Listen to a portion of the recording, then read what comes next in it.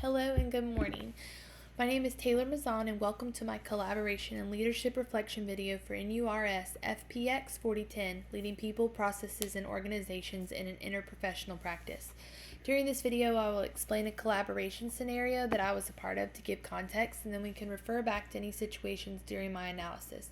Patients' names, their families, and interdisciplinary team members will be changed for privacy purposes. Mr. Jones was admitted post-MVA on Sunday, 1 a.m. His only injury was hemorrhages to his brain. He was intubated due to unresponsiveness and poor neurological exam. His Glasgow Coma Scale was a 5, which indicated a severe brain injury. He was admitted by trauma critical care team and consultations were made to neurosurgery. Dr. Tannehill was the neurosurgeon that was consulted. There was no surgical intervention to offer. The only thing that may yield improvement to Mr. Jones's condition is time, so it would be appropriate to approach the option of tracheostomy and percutaneous endoscopic gastrostomy tube. I will refer to this procedure as a trach and peg for the remainder of the video. This was the next step if family wanted to continue aggressive treatment. There wasn't any family present at the time, so case management was notified to attempt to find an emergency contact. Mr. Jones' wife, Susan, was contacted. He had left angrily in his car and she wasn't able to find him. She was feeling guilt about the situation. Spiritual care was offered to her, but she politely declined. Due to the timing of Mr. Jones's admission during the night shift and over the weekend, many handoffs were given between on-call physicians. On Monday morning, a new physician assumed primary care. It would be Dr. Noem. It's relevant to note that he was a locum physician that had never seen patients at our hospital prior to this week. Mr. Jones' neurological exam remained Glasgow Coma Scale of 5. Trach and preg was presented to Miss Susan by Dr. Noem. There aren't any indications that there are any other options were presented, only that the time needed, this was the next step. Dr. Tannehill recommended that if there was no improvement over the weekend, which would result in 7 days with no improvement, she would order an MRI on Monday. Dr. Noem ordered an informed consent to be taken from Miss Susan to perform a trach and peg over the weekend before a new physician would be taking over on Monday. Overnight on Friday, Mr. Jones declined to a Glasgow Coma Scale of 3. His only neurological response was over-breathing the ventilator, ensuring he did still have brain activity. Primary service was notified of the neurological change. A repeat head CT was ordered, and the results did not show any significant changes or any new areas of hemorrhage.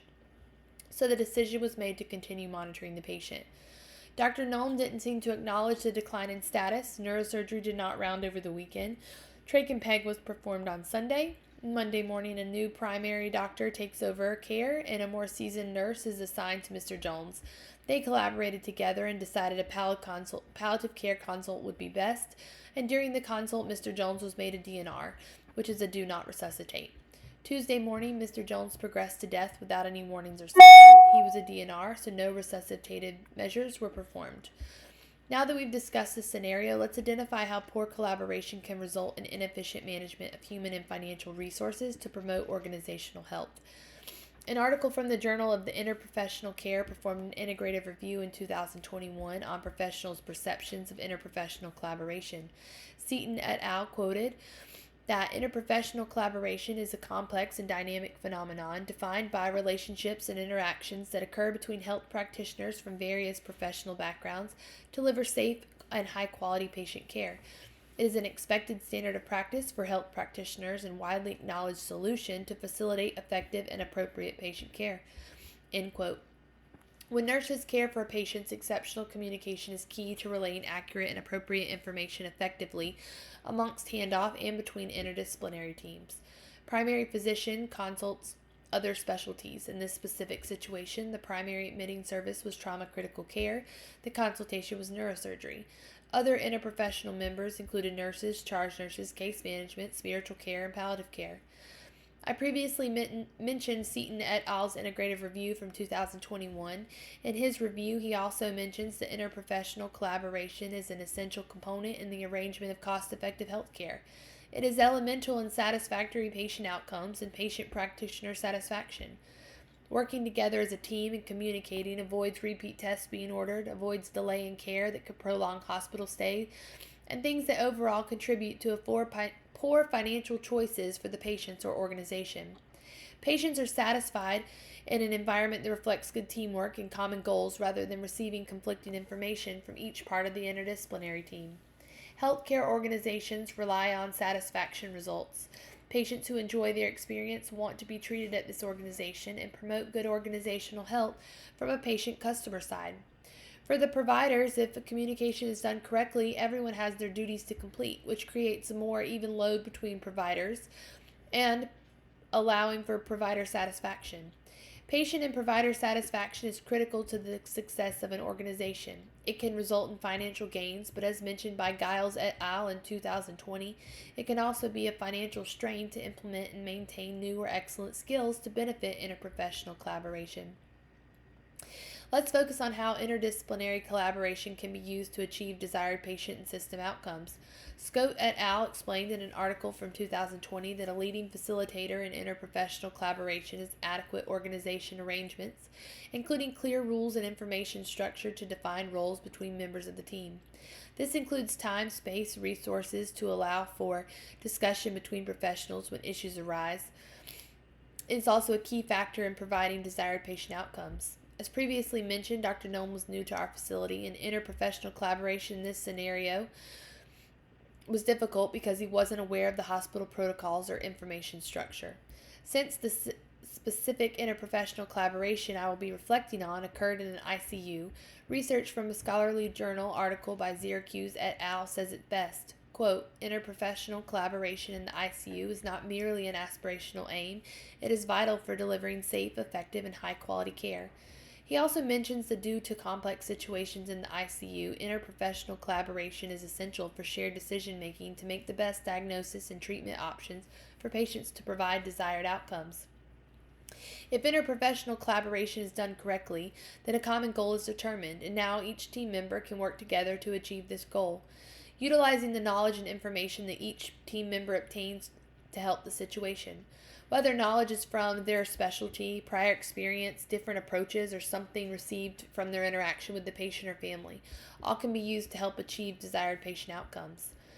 Let's apply these effective and ineffective strategies to reflect on the interdisciplinary collaboration experience and note in ways it was successful and unsuccessful in achieving outcomes. Reflecting on the situation previously described, there are many instances where interprofessional communication could have been more ideal.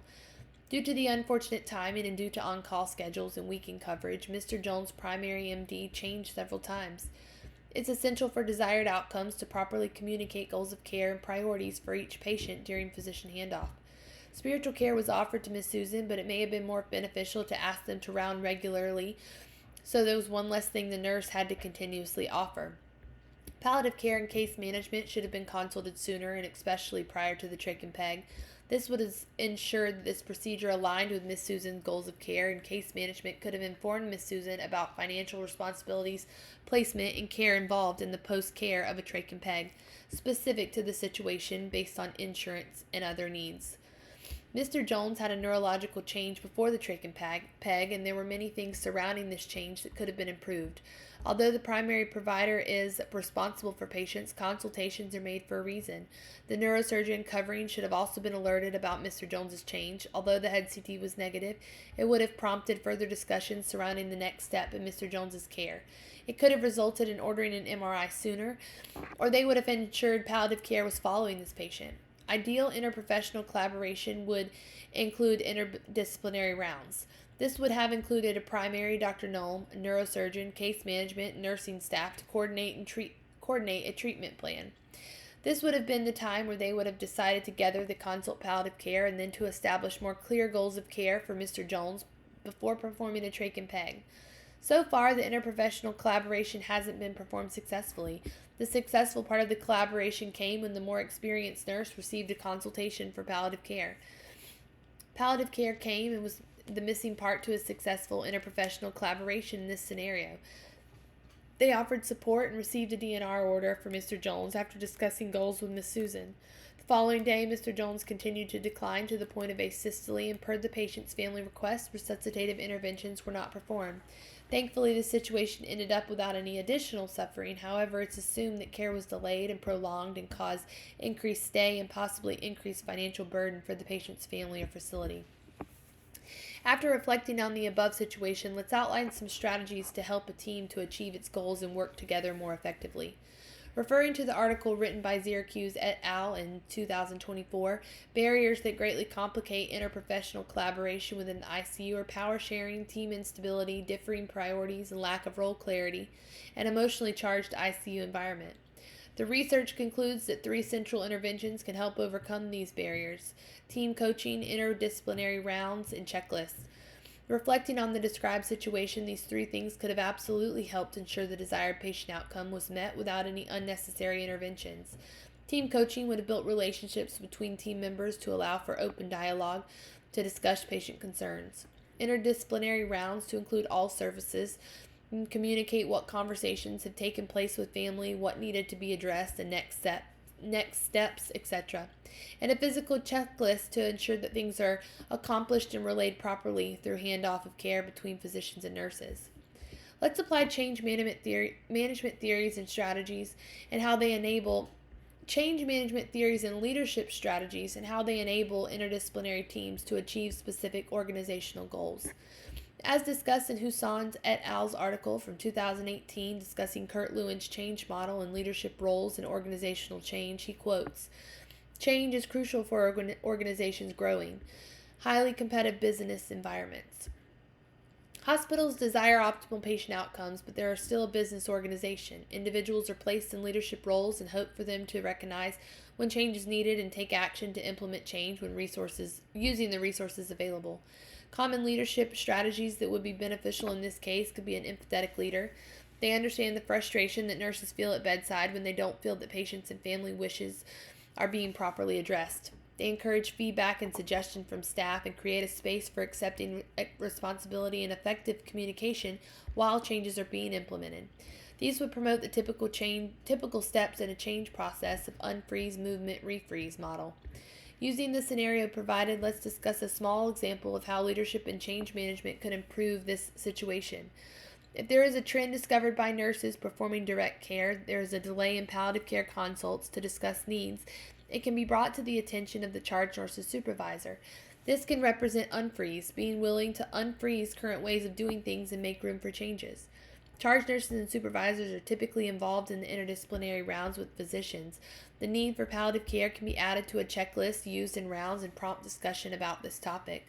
Creating the opportunity to make changes and then evaluate its success is described as a movement. Movement may not show success the first time. Taking suggestion from other interdisciplinary team members can benefit the movement phase. And once a solution is identified, it can become a new standard of practice, simulating the freeze portion of the change model. Concluding my reflection on this interprofessional collaboration, there are multiple breakdowns in the interdisciplinary communication. Lack of continuity of care, including not making all members of the interdisciplinary team aware of significant changes in a patient's condition. Lack of notes reflecting conversations had in family and lack of palliative care conversations despite patient meeting criteria for a palliative assessment. These things wouldn't have changed the outcome of Mr. Jones' prognosis, and thankfully he did not suffer any unwanted resuscitative measures during his end of life. But it may have more prepared Miss Susan for what was to come and avoid any unnecessary procedures. Thank you for reviewing this scenario and coming along as I reflected on ways to improve interprofessional collaboration and discover how it can benefit patient outcomes.